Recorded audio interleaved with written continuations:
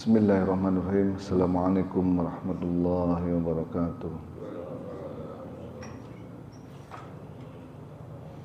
Alhamdulillahilladzi anzala ala abdihil kitaba wa lam yaj'al lahu 'iwaja. Wassalatu wassalamu ala sayyidina Muhammadin nabil mustafa wa ala alihi wa sahbihi wa man ihtada ma ba'du. Hadirin jamaah subuh yang dirahmati Allah Subhanahu wa taala. Marilah senantiasa kita panjatkan puji dan syukur kehadirat Allah Subhanahu wa taala yang telah melimpahkan begitu banyak nikmat kepada kita semua sehingga pada pagi ini kita masih dapat melangkahkan kaki menuju masjid yang mulia ini untuk melaksanakan sholat subuh berjamaah. Insyaallah kita akan lanjutkan dengan ta'lim. Salawat dan salam semoga selalu tercurah kepada junjungan kita Nabi besar Muhammad SAW yang telah diutus ke dunia ini untuk menjadi suri tauladan bagi kita semua. Mudah-mudahan kita semua senantiasa bisa mengikuti jejak langkahnya dan semoga di akhirat kelak kita mendapatkan syafaatnya. Amin ya rabbal alamin. Baik hadirin jamaah subuh rahimakumullah. Hari ini kita akan pada pertemuan yang lalu kita telah sama-sama belajar dan merenungkan makna dari sabar. Insyaallah hari ini kita akan review kembali dan merenungkan sama-sama belajar makna dari syukur. Karena memang sabar dan syukur ini merupakan ibaratnya sebuah koin yang mempunyai dua sisi. Tidak bisa dilepaskan antara satu dan yang lainnya. Sebagaimana ayat yang sering kita dengar,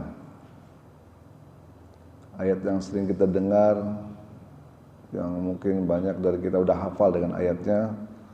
Allah berfirman, a'udzubillahi minasyaitonirrajim, di dalam surat Ibrahim surat ke-14 ayat ke-7, wa ta'adzana rabbukum la in syakartum la azidannakum wa la in kafartum inna adzabi lasyadid. La in syakartum la azidannakum wa la in kafartum inna adzabi lasyadid. La in syakartum sungguh jika kalian bersyukur, la azidannakum sungguh akan aku tambah bagi kalian. Nah, kalau kita telaah ayat ini, di dalam kata syukur diawali dengan huruf lam. Huruf lam yang di situ berfungsi sebagai lam taukid atau penguat yang menguatkan atau meyakinkan kita bahwa yakinlah jika kalian bersyukur pasti akan aku tambah. Jadi pada saat mengucapkan syukur itu ada lamnya, pada saat mengucapkan kata tambah juga ada lamnya. Lain syakartum, la azidannakum. Ada la-nya juga, ada la-nya juga. Itu merupakan penguat. Walain kafartum. Ada lamnya lagi muncul. Walain kafartum. Dan jika kamu ingkar, inna adzabi lasyadid. Ayat ini luar biasa ya kalau kita bedah. Yang pertama, kalau kita perhatikan tadi pada saat mengucapkan kata syukur ada lamnya, kemudian pada saat mengucapkan kata tambah ada lamnya. Artinya kalau kita beneran bersyukur, yakinlah akan ditambah oleh Allah Subhanahu wa taala. Tapi kalau kita kufur, tidak ada kepastian bahwa kita akan dihukum atau disiksa. La in syakartum, jika kamu bersyukur pasti akan aku tambah. Wa in kafartum, dan jika kamu ingkar, ingat, nah seolah-olah gitu. Adabi la syadid, adabku itu sangat pedih. Dia cuma sekedar mengingatkan aja. Jadi kalau syukur pasti ditambah. Tapi kalau ingkar, ingat, adabku sangat pedih. Cuma sekedar mengingatkan. Untung seperti itu. Untung Allah tidak mengatakan jika kamu ingkar, pasti adabku, aku siksa dengan adab yang pedih misalnya. Itu berat itu. Untungnya Allah cuma mengatakan, ingat ya, sesungguhnya adabku sangat pedih. Cuma itu aja. Jadi kalau syukur pasti ditambah. Tapi kalau ingkar, ingat ya, cuma itu aja. Belum pasti, belum tentu kita disiksa dengan adab yang pedih. Itu menunjukkan Allah Maha kasih sayang, pengasih dan penyayang. Masih ada kesempatan, masih memberikan kesempatan kepada kita.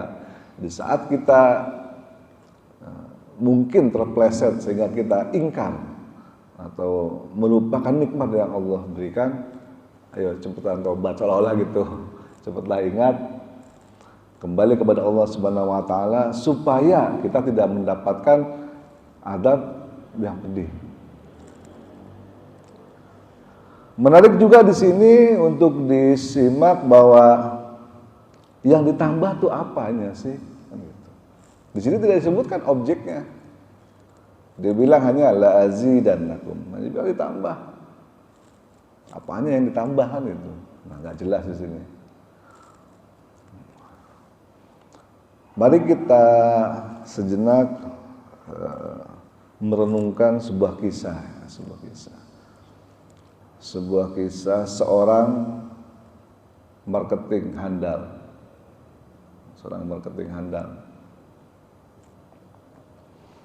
Si marketing ini kerja di sebuah perusahaan dengan rajin, naik bus, berangkat pagi, ke kantor, pulang sore. Dan dengan bekerja dengan serius di kantor sehingga target-target penjualannya tercapai selalu, bahkan di atas target lah tercapai. Begitu si bos minta sama dia, bisa nggak penjualannya dinaikkan? Tanya sama si marketing ini. Dengan tegas si marketing jawab, bisa Pak. Apa syaratnya? Ya, kasih saya kendaraan Pak, supaya saya bisa leluasa bergerak dalam berjualan. Terus sekarang kan saya pulang pergi naik bis kota, agak ribet. Kalau Bapak bisa kasih saya motor, misalnya, ya saya pastikan penjualan akan meningkat. Kira-kira apa jawabannya perusahaannya? Oke lah, kasih, oke. Jadi kamu butuh motor, oke, motor kasih. Target naik ya, gini-gini, oke. Jangan sampai turun. Udah. Ya, akhirnya dikasih motor dan tentu saja sesuai dengan janjinya si marketing ini. Dengan motornya dia bergerak ke sana kemari dengan lincah, ya kan, berjualan, menciptakan pasar-pasar baru, kemudian naik lagi omsetnya, jualannya. Nah, seperti biasa, si bos sudah sekian bulan kemudian nanya lagi, bisa naik lagi nggak? Wah, gitu kan. Ya, mas seperti itu terus. Bisa bos, tapi gimana? Saya terbatas kalau naik motor, nggak bisa bawa barang banyak, begitu. Terus maunya apa? Ya, kasih mobil dong, gitu. Ya, akhirnya, kira-kira gimana kata si bos nih? Boleh dong, jelas. Masa dengar dilarang kan gitu.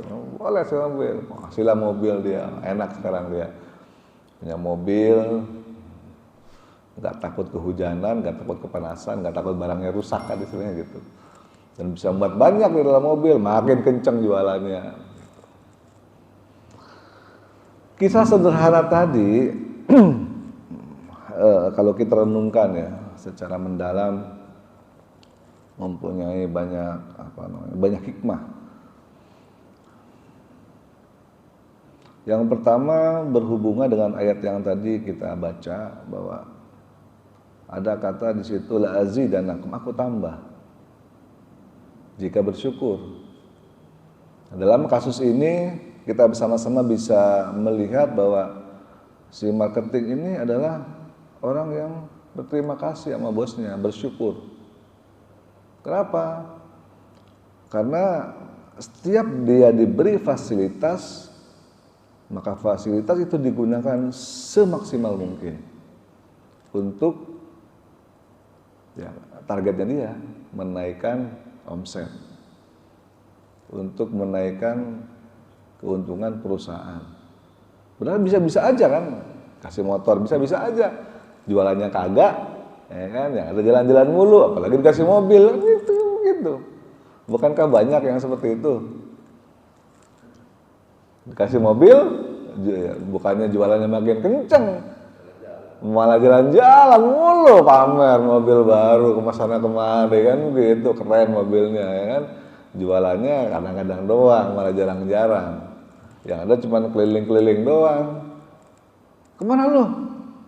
Anu bos, ada pameran di luar kota, saya mau menghadiri gitu. Nah ini mau jualan nih, padahal soalnya cuma jalan-jalan doang, bisa begitu.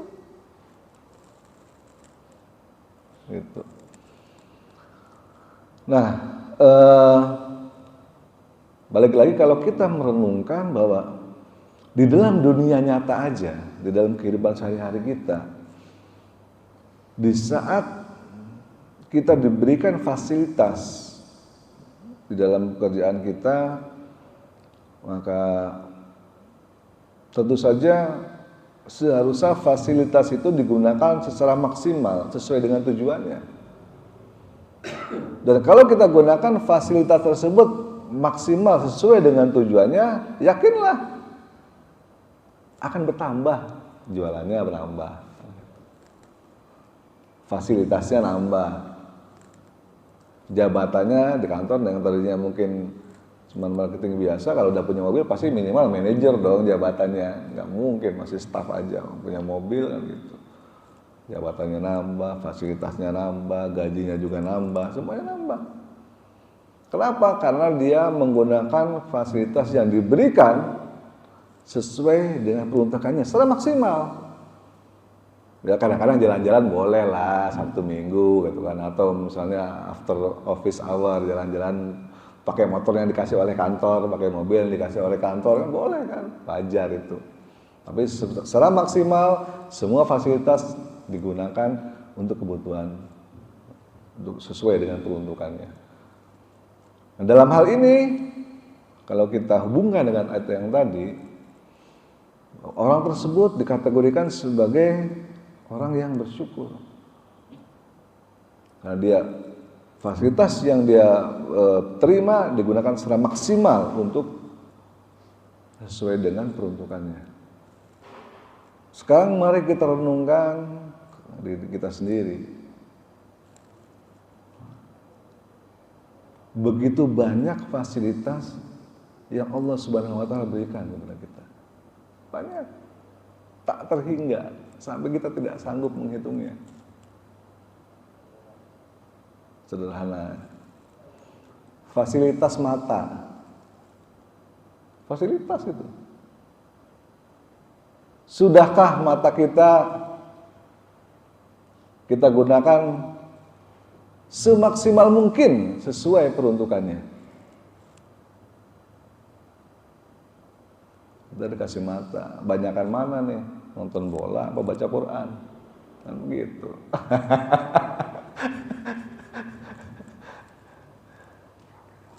Simpel itu. Ya kan? Itu baru mata. Banyakan mana? Lihat WA kan, atau lihat tausiah. Simpel. Dan nanti Allah tanya itu di akhirat. Ditimbang matanya. Berat mana nih yang baik sama yang buruk? Kalau berat yang buruk, nah ini cilaka.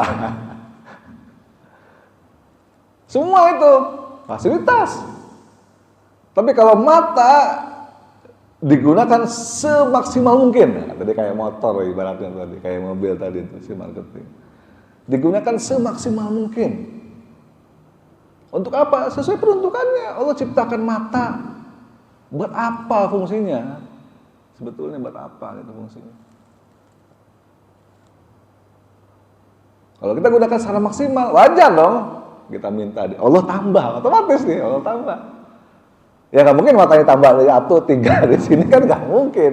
Ya ditambah yang lain, makanya di sini la azidanakum, tidak ada objek yang tambah apanya, apapun sesuai suka-suka Allah. Tapi yang pasti Allah tambah. Karena mata udah 2 dan berfungsi dengan baik, ya nggak mungkin masa tambah mata di sini kayak film Naruto itu kan matanya di sini tuh. Nggak mungkin. Yang pasti lain ditambah, nikmat kesehatannya ditambah, ya kan, nikmat apa macam-macam lah, usahanya lancar, bisnisnya lancar misalnya, ya, jabatannya dan sebagainya, otomatis itu kasih fasilitas tambahan supaya apa? Ya itu supaya makin, karena gini, pada dasarnya kita semua ini marketing. Marketingnya siapa? Marketingnya Allah. Untuk apa Allah ciptakan kita hidup di dunia ini? Untuk beribadah kan gitu. Wa ma khalaqtul jinna wal insa illa liya'budun. Dan Allah juga berfirman dalam surat Ali Imran, kuntum khairu ummah. Kalian adalah umat yang terbaik. Kenapa? Ya umat yang terbaik. Ta'muruna bil ma'rufi wa tanhauna 'anil munkari wa tu'minuna billah. Karena kalian itu adalah umat yang bisa mengajak kebaikan kepada orang lain, ya kan? Dan mencegah kemungkaran, keburukan dari orang lain maupun diri sendiri.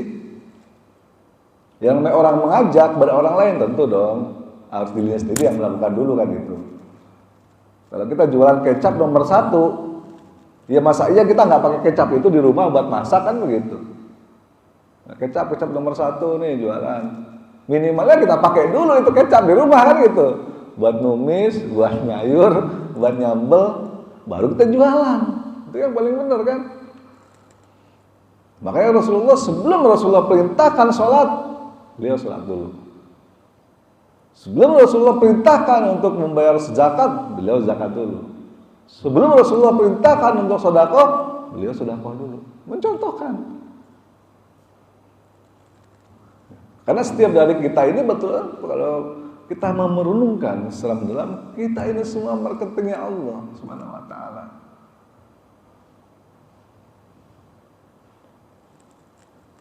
Dan itu tugas kita semua, bukan cuma tugas ustaz. Minimalnya untuk diri sendiri dan keluarga. Aku anfusakum wa ahlikum naro, itu perintahnya jelas.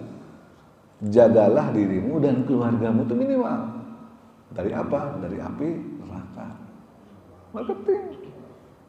Kita ajak anak kita ajak istri kita ajak adik kita, kakak kita, orang-orang terdekat kita minimalnya.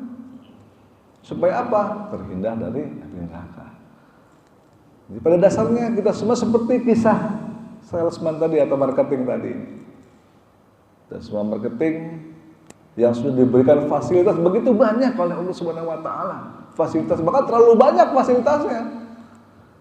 Dan itu semua akan dipertanggungjawabkan di akhirat, nanti akan ditimbang satu demi satu. Mulut. Waktu nanti ditimbang, kira-kira mulut kita banyakan mana?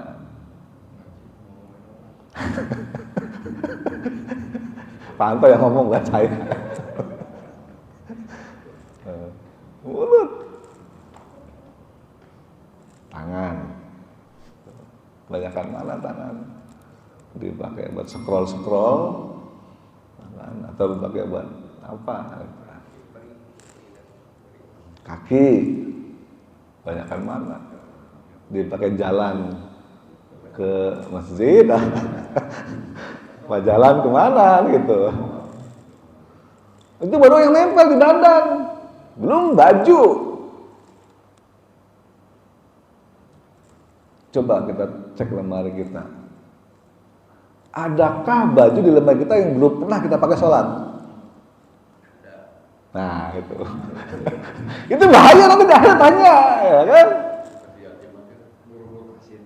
Ini baju ini dulu buat apa? Oh, buat kondangan doang. Misalnya kalau kondangan bajunya bagus banget, sholat nggak pernah dipakai. Sangat. Nanti ditimbang itu. Semua. Motor, mobil, ya kan? Semuanya. HP. Jadi setiap kali Allah menitipkan sesuatu kepada kita, itu adalah fasilitas. Pertanyaannya, fasilitas ini sudahkah digunakan secara maksimal sesuai dengan peruntukannya? Saat fasilitas itu nanti di akhir ditimbang, beratan mana gitu. Nah, itu simpelnya gitu. Karena sekecil apapun kita gunakan fasilitas itu, ada dampaknya. Sekecil apapun. Jangan sampai HP nanti ditimbang miring kiri gitu. Gecol itu. HP ditimbang miring kiri gitu. Mobil ditimbang miringnya ke kiri. Nah, susah. Mesti kalau miring kanan, nah beratan amalnya banyakan nih gitu. Motor ditimbang miringnya kiri lagi ya. Mobil ditimbang miring kiri. Ada baju bagus tadi baru di rumah ditimbang miringnya kiri.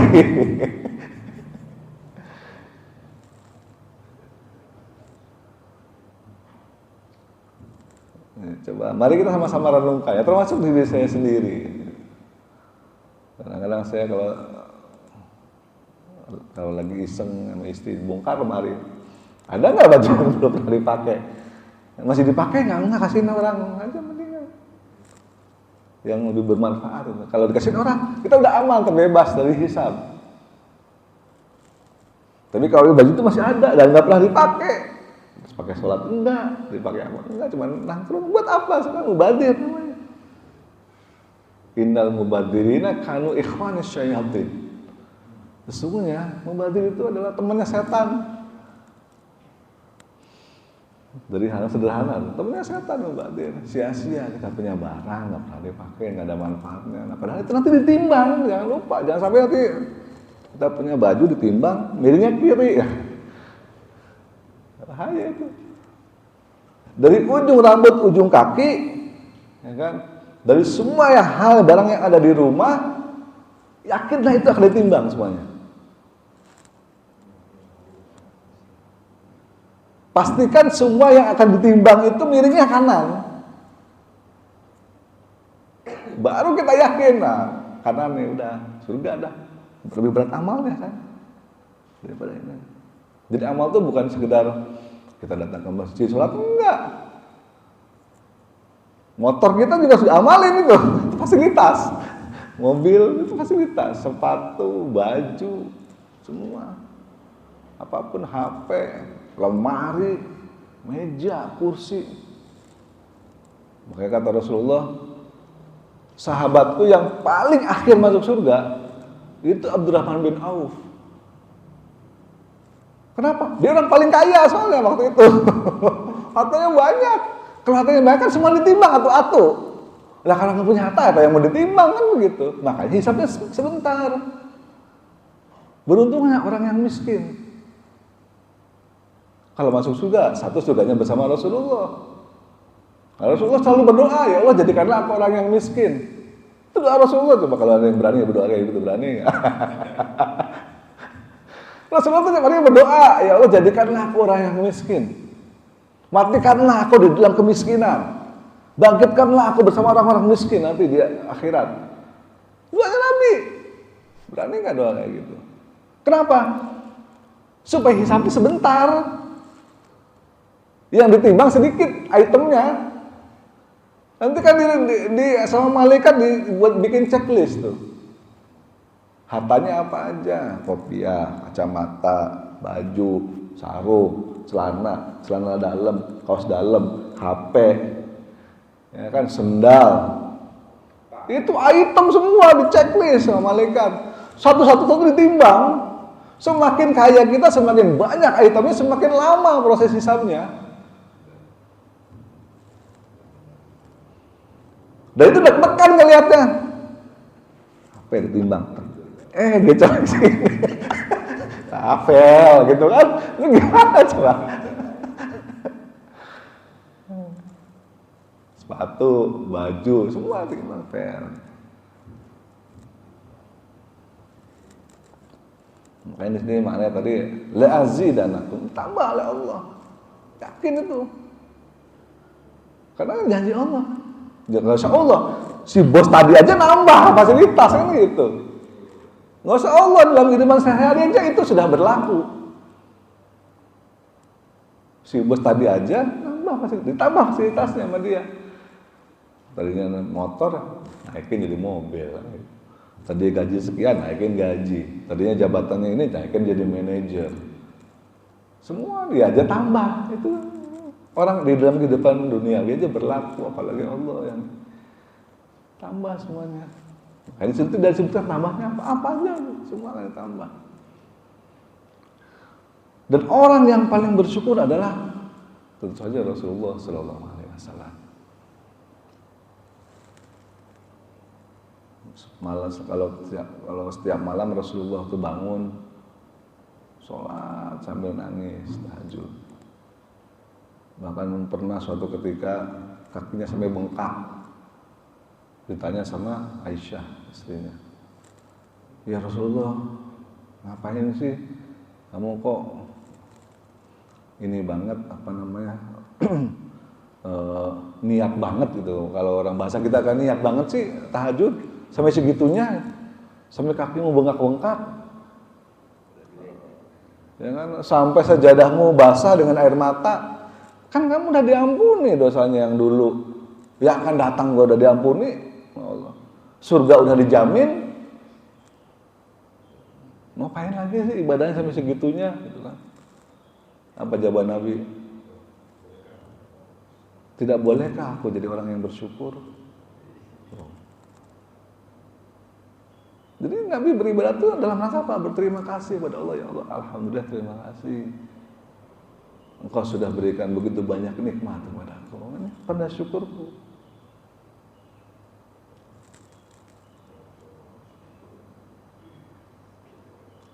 Beda dengan kita kalau tahajud. Coba kita tahajud. Malam-malam nangis tahajud. Ya Allah, mau nangis tahajud. Kita semua tahu lah apa yang kita minta gitu. Pasti kalau nggak lagi pengen naik jabatan, nah tahajudnya bisa gitu. Pengen bisnisnya lancar, ya kan? Pengen duitnya banyak, pengen sakitnya sembuh. Ya kan? Jadi bedanya kita dengan Nabi, kita tahajud karena kita lagi ada yang butuh, lagi pengen sesuatu, nggak tahajud. Kalau Rasulullah tahajud karena dalam bersyukur, nggak pengen sesuatu.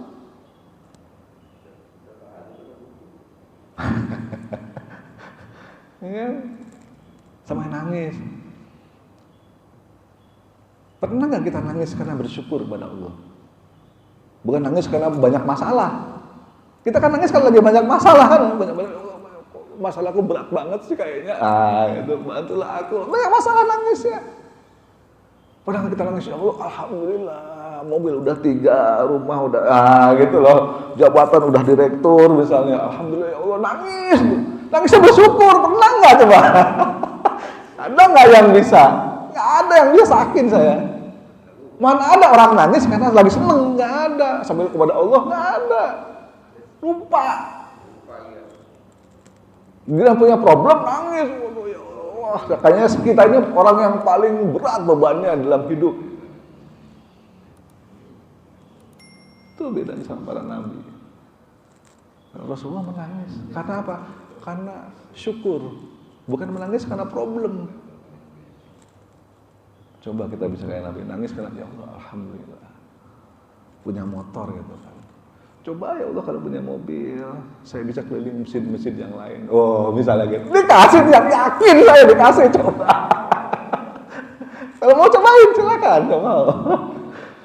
Alhamdulillah ya Allah. Gaji saya sekarang 5 juta misalnya gitu. Coba kalau gaji 10 juta, aduh saya mau nyumbang Masjid Anas deh.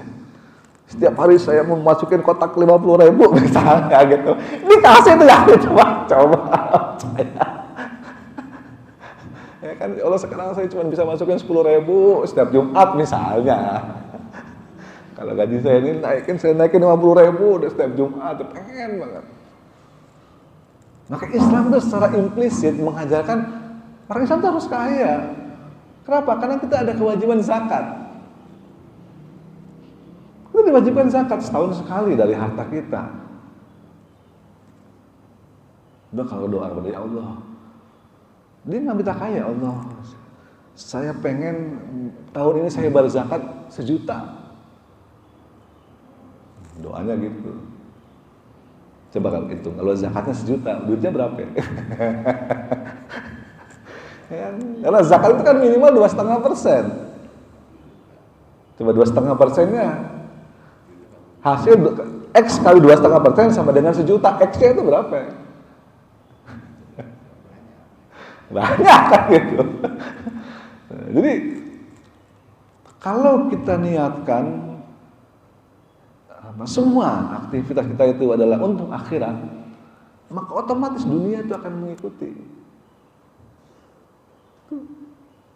Kata Rasulullah, niatkanlah seluruh aktivitas itu untuk kebutuhan akhirat, maka dunia akan mengikutimu dalam keadaan dalam keadaan hina. Dunia itu akan mengikuti kita dalam keadaan hina saat seluruh aktivitas kita ya kan, diniatkan untuk akhirat. Jangan niatkan untuk dunia, tapi itu susah. Kalau kita kan pengen banyak duit biar bisa happy kan gitu, jalan-jalan, beli HP baru, beli mobil baru, beli motor baru, beli rumah baru ya. Pernah nggak kita niatkan kita banyak duit supaya biar bayar zakatnya makin banyak? Itu cuma beda di niat doang. Hasilnya mungkin sama, hartanya sama, tapi niatnya beda. Maka barokahnya akan beda.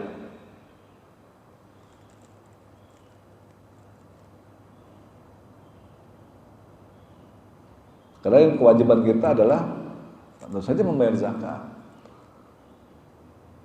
Artinya secara tidak langsung Islam menganjurkan kita supaya jadi orang yang mampu untuk membayar zakat. Nah, kalau kita niat mencari harta atau dalam rangka supaya kita bisa membayar zakat, Allah akan tambah tuh. Terus.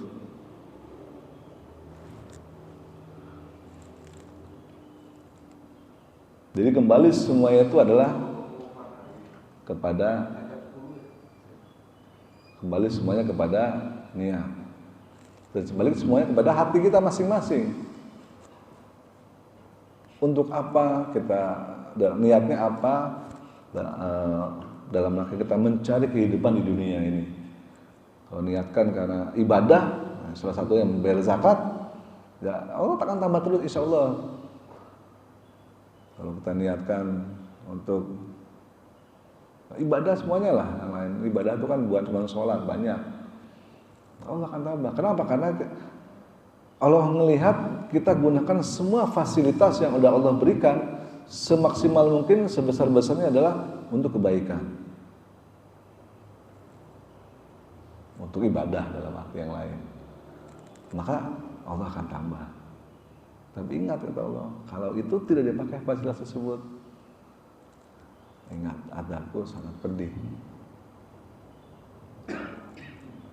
Mungkin kita pernah kehilangan sesuatu. Bisa jadi bahwa barang yang hilang itu adalah kebanyakan dipakai Tidak sesuai peruntukannya. Jika kisah marketing yang tadi dikasih mobil, ketahuan sama bosnya, ternyata mobilnya lu pakai jalan-jalan doang, lu kagak jualan. Kira-kira gimana hukumannya? Tarik mobilnya. Itu hal yang lumrah dalam kehidupan sehari-hari. Apalagi Allah Subhanahu wa taala, tahu Allah semuanya. Ada yang ditarik ininya, ada yang ditarik itunya. Enggak bener loh. Gitu. Kenapa ditarik dalam rangka untuk balik lagi mengingatkan. Supaya apa? Supaya orang ini sadar. Bukan dalam rangka Allah menjatuhkan, sengaja menghancurkan, tidak. Kan ada orang yang lagi sehat, dia lupa. Begitu kasih sakit sadar. Ternyata sakit itu mahal, ternyata sakit itu nikmat. Begitu masuk rumah sakit, dirawat, baru ya Allah ternyata ada. Ada orang yang waktu dia kaya raya, lupa. Begitu kekayaan diambil, baru dia sadar. Allah ternyata. Jadi semua yang Allah lakukan itu dalam rangka gimana caranya Allah tuh membuat kita supaya kita jadi orang yang bersyukur. Itu Allah semua cara Allah berikan kepada kita. Kalau udah mentok ya udah lu mah nggak bisa emang gitu. Udah mentok. Dikasih miskin malah jadi penjahat kan. Wah hidup gue gini-gini amat sih gitu kan. Lah jadi pencoleng aja. Nyopet misalnya. Dikasih kaya, korupsi. Bingung, gimana gitu kan. Dikasih sehat, berantem mulu misalnya gitu kan. Dikasih sakit, berantem juga sama suster sama dokternya gitu kan. Misalnya, lah gimana? Terus mesti gimanain? Jadi Allah Subhanahu wa taala tuh menguji kita dengan berbagai hal dalam rangka apa? Untuk mengingatkan kita ya bersyukur. Karena iblis akan berusaha dengan berbagai macam cara juga sama supaya kita tidak bersyukur. Coba dibaca di surat Al-A'raf itu. Aku akan mendatangi kamu mimbain aidihim dari depan, wa min khalfihim dari belakang, wa an aymanihim dari kanan, wa an syama'ilihim dari kiri. Wala tajidu aktsaruhum syakirin, kata iblis. Aku akan pastikan hanya sedikit manusia yang bersyukur di dunia ini. Iblis. Jadi iblis itu bukan pengen kita nggak sholat, bukan pengen kita enggak. Gimana caranya supaya manusia itu nggak bersyukur?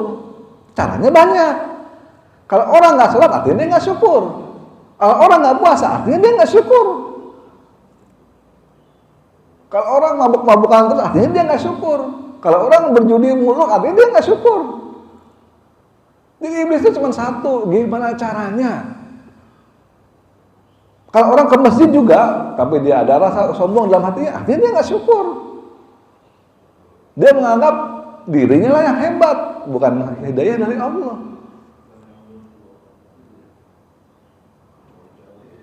Jadi jangan kita berpikir bahwa tidak bersyukur itu hanya jika tadi fasilitas diberikan, tapi tidak.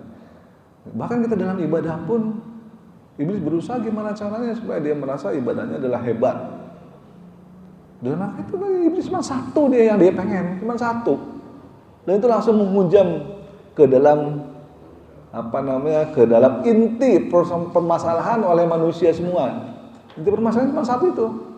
Gimana caranya membuat orang tuh nggak bersyukur? Wala tajidu aktsaruhum syakirin. Itu kata iblis diabadikan oleh Al-Quran di surat Al-A'raf.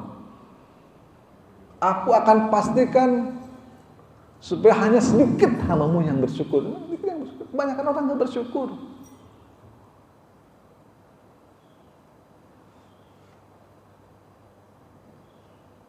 Apapun dilakukan iblis. Makanya Allah juga apapun Allah lakukan supaya membuat kita bersyukur. Itu kebalikannya. Allah kasih sakit, coba lihat syukur enggak? Alhamdulillah sakit ya Allah. Dosa-dosa hamba berguguran. Gitu. Alhamdulillah sakit ya Allah. Kagak perlu ke masjid tapi dapat pahala jamaah. Sakit kan begitu. Orang bersyukur kan begitu. Setiap hari, setiap subuh kita ke masjid. Saat jamaah di sini kan dapat pahala datang ke masjid, pahala jamaah dan sebagainya. Kita sakit, kita nggak ke masjid, dapat nggak pahalanya? Dapat tetap. Pahala jalan ke masjidnya dapat, pahala jamaah di masjidnya dapat. Tuh Allah tuh begitu. Saking maha penyayangnya, karena kita udah terbiasa. Kita biasa tahajud malam, rutin. Tiba-tiba sakit, nggak tahajud. Tetap dicatat pahala tahajudnya. Kenapa? Karena yang ngasih sakit itu aku, kata Allah. Sakit itu bukan keinginan kamu, aku yang ngasih sakit. Jadi karena kamu sakit, kamu tetap saya kasih pahala tahajud. Tapi kamu tidur-tiduran aja. Gitu. Sakit untuk maha pengasih dan penyayangnya. Tapi kalau orangnya bersyukur, dia ingat, alhamdulillah sakit, enak, nggak perlu ke masjid tapi dapat pahala. Enak, makanya orang yang bersyukur itu begitu, hatinya selalu nikmat. Sakit itu adalah nikmat. Miskin itu nikmat juga, kenapa? Hisabnya sedikit. Orang kaya kan hisabnya banyak. Nah, kalau kita nggak punya mobil, apa yang mau dihisab? Mobil hisab, mobil tetangga mau dihisab? Enggak. Ya. Kalau di rumah nggak ada perabotan misalnya, kursi nggak ada, ya kan, tikar nggak ada, apa yang mau dihisab? Piring cuma 2 biji, misalnya cuma buat makan doang, sama istri berdua, ya, piring saya 1, istri saya, misalnya begitu, ini hisabnya sedikit. Piring banyak di rak, kagak pernah dipakai, nah itu dihisab semua itu. Tuh. Semakin banyak barang, makanya orang sakit, alhamdulillah, kalau dia bersyukur. Kenapa? Dosanya 1, dosanya berguguran, 2, pahalanya tetap mengalir. Yang biasa kita lakukan, amal yang biasa kita lakukan tetap mengalir. Kalau kita setiap subuh rajin sodako, masukin 10.000, saat kita sakit nggak ke masjid, itu semua pahala sodakonya 10.000 tetap dapat misalnya. Pahala jalan ke masjid dapat, pahala berjamaah subuhnya dapat, pahala kajiannya dapat, pahala sholat suruhnya dapat, semua dapat. Kalau kita terbiasa seperti ini tiap hari emang begini gitu, tiba-tiba saya sakit di rumah, sakit, aduh nggak bisa ke masjid, itu semua dapat, semua terus deret tuh, pahala jadi imamnya dapat, misalnya pahala kajiannya dapat, pahala suruhnya dapat, semua. Apa ruginya sakit? Alhamdulillah sakit, enak kan gitu. Tidur di rumah, pahala dapat, enak kalau orang bersyukur. Orang diberikan kemiskinan, enak juga, Pak. Kebayang nanti di akhirat. Ya, lama, nimbang atu-atu ditimbangnya. Sampai ke peniti-peniti yang kecil ditimbang juga. Nah, banyakan mana? Begitu. Kebayang, pernah kepikir nggak? Ada peniti di rumah, itu ditimbang loh nanti, jangan lupa. Kan kita kadang-kadang peniti apa sih? Gitu. Buang aja. Itu ditimbang. Semua barang kita di rumah itu ditimbang, semakin banyak barang, semakin lama timbangannya, semakin ngantri, checklist, oke peniti, lolos, kaos kaki, lolos. Nah, tiba-tiba ada barang yang kita juga nggak tahu, ada barang itu di situ, lama nggak kepake dan sebagainya. Apa ini? Ya, gecol ke kiri ya, ini nggak lolos. Gimana? Jadi semakin kita kaya, semakin lama hisab. Semakin kemungkinan untuk miring ke kiri semakin besar. Semakin kita miskin, semakin sedikit hisab. Dan kemungkinan untuk miring kanannya makin besar juga. Nggak ada yang ditimbang apa. Jadi yang perhitungannya cuma sholat enggak, puasa apa enggak, gitu doang. Karena kalau harta itu ditanyanya 2. Kalau yang lain pertanyaannya cuma 1, ilmu, kau amalkan tidak? Itu doang pertanyaannya. Kalau harta, 2 pertanyaannya. 1, kau dapat dari mana harta itu? Ada peniti tadi. Dari mana nih peniti asalnya? Oh, ternyata pas dia jalan-jalan, enggak, pas dia beli bolu di Indomaret misalnya. Duh, gua lagi butuh peniti. Ambil peniti aku. Kan nggak ketahuan. Atau dia ngambil dari siapa kayak nggak bilang-bilang itu cuma peniti doang. Kita mikirnya cuma peniti doang, simple. Itu ditimbang. apalagi yang lain-lainnya kan begitu. Semua diri kita sendiri, ujung rambut sampai ujung kaki, kemudian harta kita semua ditimbang. Dari mana engkau dapatkan? Yang kedua, kemana engkau belanjakan? Makanya lama hisabnya harta. Kalau hisab yang lain simpel, punya ilmu, oke, diamalkan enggak? Diamalkan, bagus, sudah selesai. Nggak ditanya dari mana kamu belajar ilmu itu, nggak ada. Kalau punya harta, dua tanyanya. Dari mana kau dapatkan? Kalau itu miring kiri, nah, bahaya. Yang kedua, kemana kau belanjakan? Nah, tanyanya dua. Kalau pendapatnya, oh ini halal ya Allah, dapatnya oke, kamu halal dari gaji, kamu beli baju, dipakai apa baju itu? Itu pertanyaan keduanya. Dapatnya halal oke, tapi baju itu dipakai cuma buat kondangan doang ya Allah, belum pernah dipakai buat sholat, belum pernah dipakai buat silaturahmi, belum pernah dipakai ini. Malah punya baju satu khusus apa buat dugem. Wah, udah itu berat itu. Ada baju khusus buat dugem. Baju khusus apa? Buat nonton konser misalnya. Ada kan baju jersey buat nonton bola doang. Nonton bola doang baju. Dan sebagainya begitu. Jadi mudah-mudahan kita semua sama-sama lah. Saya sendiri sama nih. Kita sama-sama merenung diri kita sendiri, karena semuanya yang kita punya akan dipertanggungjawabkan oleh Allah Subhanahu wa taala.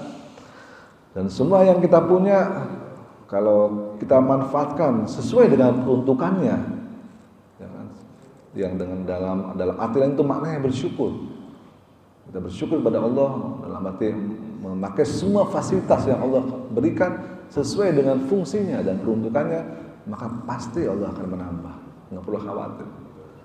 Tapi kalau sebaliknya, Allah cuma mengingatkan kepada kita, ingatlah, adabku sangat pedih. Silakan bagi ada yang bertanya, masih ada waktu. Ya Pak Heri. Waalaikumsalam warahmatullahi wabarakatuh. Jujur saya termasuk orang yang pandai bersyukur, Pak. Saya berterima kasih sekali kajian-kajian di sini banyak mereka mengingatkan saya akan seperti kayak gini. Mudah-mudahan depannya ya kita semua jadi lebih baik semua. Amin. Amin. Pada saat kondisi kita terbawa, apakah kita bersyukur itu harus bareng dengan keikhlasan, Pak? Apakah ada satu rasa bersyukur itu tidak bareng dengan keikhlasan? Apa harus dua-duanya itu seiring sejalan gitu? Masalah bersyukur dan ikhlas. Apa ada perbedaan tipis di sini? Ya otomatis kalau orang syukur udah pasti ikhlas ya. Itu udah otomatis, Pak. Apa ada sumber yang ikhlas itu? Nggak ada. Kayak tadi contohnya kan, si marketing tadi. Kalau dikasih motor dan digunakan fasilitas itu untuk sesuai peruntukannya, otomatis dia kan berarti ikhlas. Dia bekerja untuk perusahaan dengan baik kan begitu. Itu udah otomatis. Karena syukur itu adalah maknanya sangat dalam. Yang tadi dicontohkan bahwa Rasulullah SAW melakukan sholat tahajud sambil menangis karena bersyukur. Itu kan otomatis berarti kan ikhlas. Artinya kita merasakan rasa terima kasih kepada Allah. Nah itulah ikhlas. Sudah diberikan semua fasilitas, sudah diberikan kesempatan untuk hidup, diberikan kesempatan jadi orang Islam. Pernah kebayang nggak misalnya gini? Kita lahir di Meksiko. Kita lahir di Meksiko, misalnya. Kemungkinan besar agama kita apa?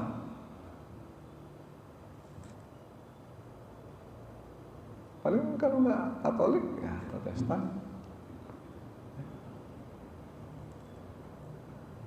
Kalau kita lahir misalnya di Thailand, kemungkinan besar agama kita apa? Udah.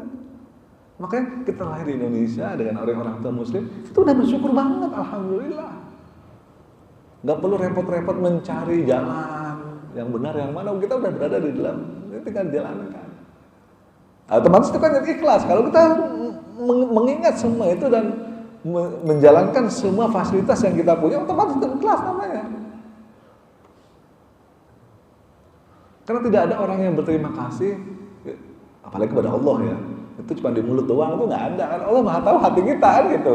Beda kalau orang terima kasih kepada manusia. Ada orang yang terima kasih cuma di mulut doang, hatinya enggak. Oh ya makasih Pak, gini. Makasih saya udah naik jabatan. Tadi salesman balik lagi nih. Makasih udah naik jabatan. Saya masih dipercaya oleh perusahaan untuk memimpin tim marketing bahkan yang lebih besar. Terima kasih saya kasih fasilitas. Cuma ngomong doang. Bisa kayak gitu kalau manusia, tapi Allah nggak bisa, dia melihat hati manusia. Di saat manusia itu hatinya bersyukur, udah pasti berarti dia ikhlas. Apalagi kalau kita bisa beribadah dalam rangka syukur seperti Rasulullah tadi, udah pasti ikhlas. Justru yang beribadah karena sedih tadi itu belum tentu ikhlas, Pak. Orang tahajud, ya kan? Karena pengen naik jabatan. Niatnya apa? Pengen naik jabatan. Bukan karena Allah kan gitu. Ntar kalau jabatan nggak dikasih, lupa dia tahajudnya. Tahajudnya ikhlas juga sekarang? Belum tentu. Tapi bisa jadi jabatannya dikasih oleh Allah. Nggak ada masalah. Orang pengen macam-macam lah. Orang tahajud kan sampai nangis-nangis, biasanya kan gitu, pengen sembuh karena sakit misalnya. Wah sampai nangis-nangis, bangun tengah malam segala macam tahajud. Jadi tahajudnya karena apa dia? Oh karena pengen sembuh. Oh.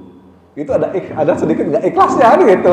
Karena ada kebutuhan dirinya sendiri yang mesti dipenuhi oleh Allah. Ya malah jika Allah ternyata tidak memenuhi karena satu lain hal, ya dia ngomong, percuma gua tahajud. Tahajud gua bermalam-malam, tetap aja gua nggak sembuh-sembuh, tetap aja gua miskin, tetap aja gua jabatan gua nggak naik-naik. Ngapain tahajud lagi itu? Kenapa? Karena nggak ikhlas tadi, pengen untuk diri sendiri. Beda dengan orang yang syukur. Kalau orang syukur mah dengan semua yang sudah kita miliki saat ini kita bersyukur. Ya Allah, alhamdulillah bersyukur. Ya kan? Orang-orang banyak yang di kolong jembatan kita masih punya rumah, kan begitu. Alhamdulillah bersyukur ya Allah. Ke masjid bisa naik sepeda, teman jalan kaki tuh. Semua kita punya berarti semua itu otomatis ikhlas itu. Tahajud malam bukan karena minta sesuatu, kayak pengen bersyukur pada Allah semua nikmat yang diberikan. Itu beda maknanya. Dan orang sekedar saat tahajud misalnya hanya pengen punya sesuatu, pengen masalahnya diselesaikan oleh Allah gitu. Itu ada sedikit nggak ikhlasnya lagi, tapi yang bersyukur ini udah pasti ikhlas. Gitu Pak ya. Yang lain ada lagi. Ya silakan. Waalaikumsalam warahmatullahi wabarakatuh. Terkait dengan syukur ini memang betul Pak. Jadi kalau bersyukur ikhlas, karena semua diserahkan kepada Allah dan tidak ada sesuatu pun yang tertinggal yang bahwa ini semua milik Allah dan kita hanya siap-siap aja kapan panggil gitu kan. Yeah. Karena sudah lepas semua. Cuman konteksnya tadi dengan cara mensikapi hidup gitu ya.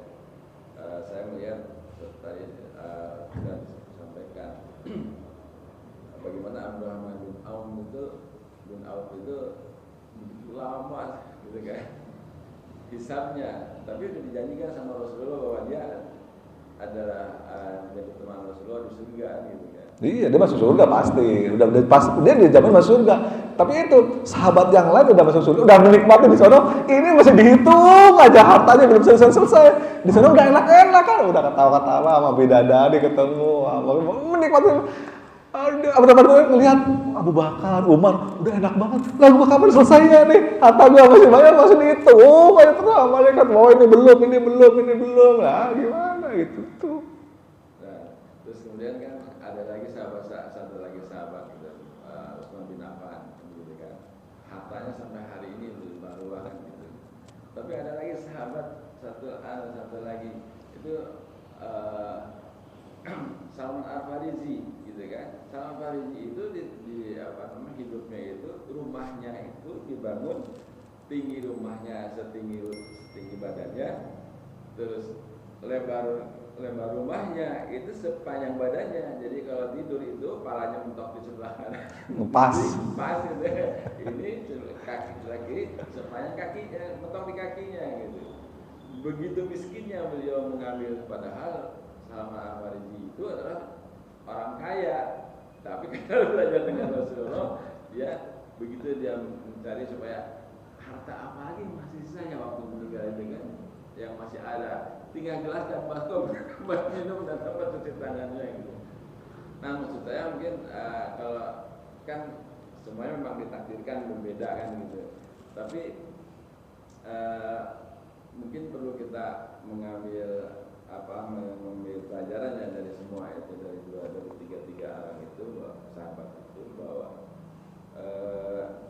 hidup pilihan tapi memang harus cerdik gitu kan ya. Saya melihat bahwa kalau Islam juga orang miskin semua kan gitu kan, maka akan hilanglah Islam karena kalah dengan segala seperti misionaris kita kan selalu menghancurkan Islam. Maka dia kembali lagi ke zaman jahiliyah, ke zaman kafirannya. Tapi Utsman ini adalah, saya melihat Utsman ini adalah orang yang sahabat yang cerdik gitu, bahwa hartanya dihabiskan untuk investasi kan gitu, investasi, tetapi dia hidup menghabis secukupnya gitu. Mungkin di rumah juga nggak ada, tanya mobilnya ada nggak? Oh sama nggak punya mobil ya gitu. Tapi kalau mau pergi ya saya main vape aja gitu.